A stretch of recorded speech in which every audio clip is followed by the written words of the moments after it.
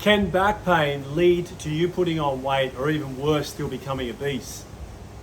That's maybe something you've never thought of, but if you're suffering from chronic back pain, think about all of the things that you're restricted from doing, that you're maybe doing before your back pain started to set in.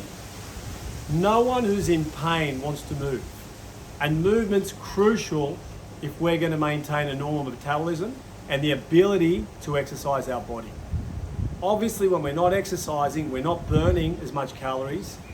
And often, if we're in a state where we're more sedentary, if we're in a sedentary situation and we don't change our diet, we're eating the same amount of food that we've always eaten, or it's quite common to increase that and even increase it with foods that are more unhealthy, such as high sugar, high fat, high gluten content. Okay, now it's really important to understand what goes on in our body when we're suffering pain. Okay, pain is what we call a nociceptive input. Okay, it's a signal from our brain to call our attention to something, in this case, a problem in our spine that needs attention. Too often, one of many things happens. We go straight for medication, okay? Medication, especially when it's taken chronically, can affect the function of our liver. That can affect the way we metabolize, and that can also contribute to us putting on weight. Secondly, pain increases cortisol because it puts our body under stress. It's really important to understand about the stress response. Go back to the day when there were dinosaurs and wild animals and other tribes. We suffered healthy stress that didn't last for too long. It lasted long enough to be able to survive an attack, or actually fight, or survive and run. At this time, the short-term increase of cortisol also took up our heart rate and our blood pressure, as well as upregulating fat and glucose metabolism. Now, people under stress, I was going to say stressed out people, but stressed out people with others who are under stress, whether it be physical stresses from exercising too much or too little, back pain, emotional problems, okay, and even dietary influences that can induce stress. Many of these people who suffer those stresses, chronic stresses, say they crave sweets and fatty foods. And that's exactly because our body is upregulating those, okay? So it's wanting those for energy to survive the attack. This is why when we're under chronic pain, especially, but even under normal pain, because it is a stress, our body's provoking that response also. So many people in that time that they're not able to exercise and they're more sedentary are actually eating more as well, okay, because their body's asking that, and therefore they're putting on the kilos.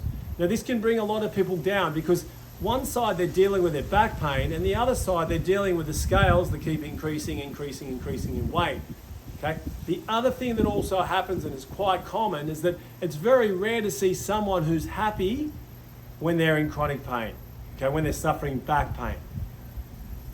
Actually, depression's really common and frustration is really common as well. So all of those things and other factors, other emotional factors, are enough to take the motivation away from someone who wants to think about exercising, who should exercise. Many times if we're in back pain, guys, we don't have to go to the gym if that's too painful. We can go for a walk. But if we're not feeling motivated because we're frustrated or unhappy or even depressed, then we're actually losing that opportunity to move the body, help the actual underlying problem, and also avoid that process of putting on weight. Now, I started talking about the purpose of pain. Pain is advising us via signals that our brain is causing to call our attention to an underlying cause. So you've got to look at the causes of your back pain. This is really important. If you want to look at avoiding putting on weight, becoming obese, or maybe if that's already occurred, if you want to rectify that and turn it around, you've got to look at the underlying cause of the back pain.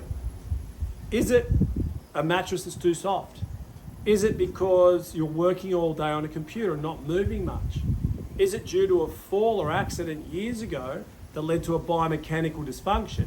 And it was only a matter of time until that dysfunction ended up causing inflammation due to the effect on the surrounding tissues and nerve roots leaving the spine, either side of the spine. Without looking at the cause of the problem and rectifying it, there's no real way to get on top of that problem. You can take all the painkillers in the world, you can go to all the acupuncturists, chiropractors, physios, doctors, massage therapists, and more, but if they're only focusing on giving you pain relief, unfortunately, there's not much chance, excuse the icebox, there's not much chance of getting to the real root cause of your problem and turning it around.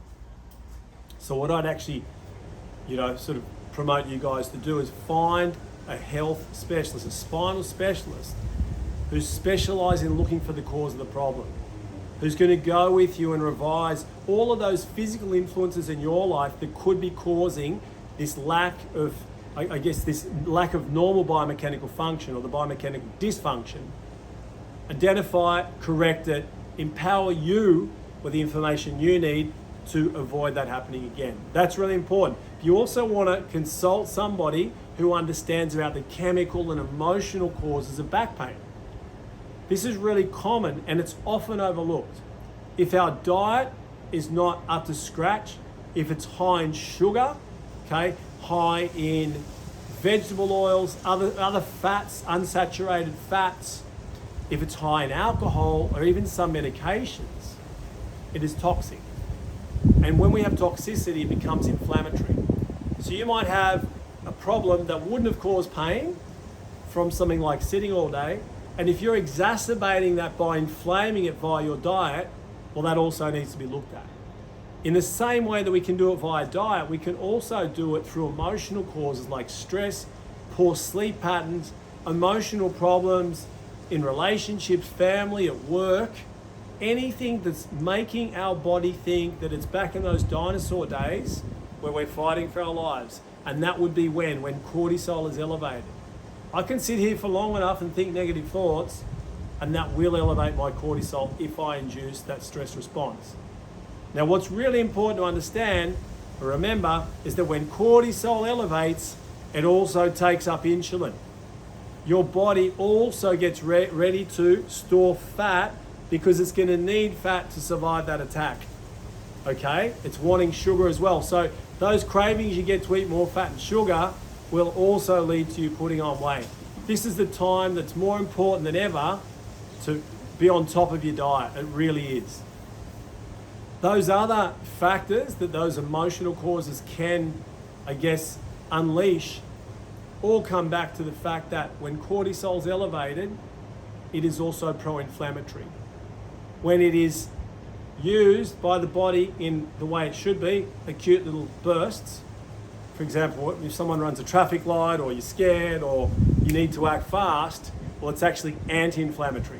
But when it's chronic and pro-inflammatory, it will go and increase the inflammation around anywhere that's already compromised for some other reason. So hopefully through this little video you can understand that there's many factors that we've got to look at, okay?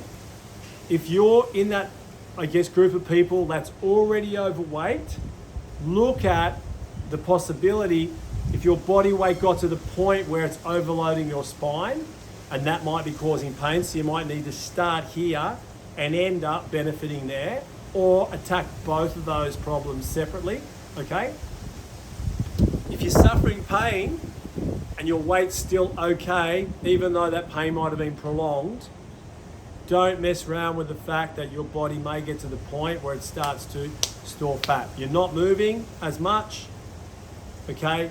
You maybe are eating more, okay, but if you're not, you're definitely not burning that, and you're continually inflamed, okay? So really important factors.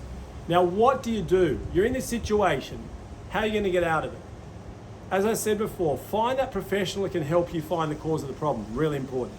Start to move, please. Do whatever you can. If you can only walk, that is fine. I'm a big fan of walking. If it's only 5 minutes, that's okay too. Start today 5 minutes, then increase it tomorrow another 5. Before you know it, you'll be walking an hour twice a day. Start to burn those calories. Get out in nature. Get some sun. Get some vitamin D going. Lower levels of vitamin D have also been related to obesity. Okay, so look at your B levels. Look at other supplements, okay, that you might need to take to be able to compensate for the state that your body's in right now, especially if you're not getting them from your diet, okay? Look for the spinal specialist who's going to help you not only look for the cause, but also correct it and then allow you, okay, empower you with the information necessary to go about your life in a way that's not going to aggravate your spine. And if you've been in crisis, please remember what a future would look like if you don't get on top of this underlying problem. So if you've been there and you're out of pain, but you know deep down you haven't really corrected that problem, it will come back, and it may come back later on and make it even harder for you to help yourself, okay? It might be more painful, and it might be more, I guess, impactful in regards to how it modifies your life and restricts you from doing the things that you love.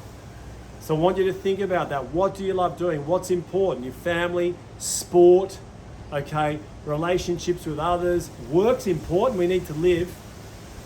How do they look if you can't operate and you can't have a spine, okay, that can do all those things without causing you a lot of grief? And I guess I'd like to finish this by reminding you that we're the ones that have control of our destiny here. Whether it be putting on weight or suffering back pain, at the end of the day, our system, the system and society we live in, is an allopathic society that functions really well at turning signals off, turning pain off.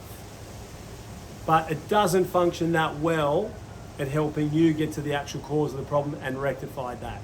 A bit like the fire brigade, when a house is on fire, you call them to put the fire out.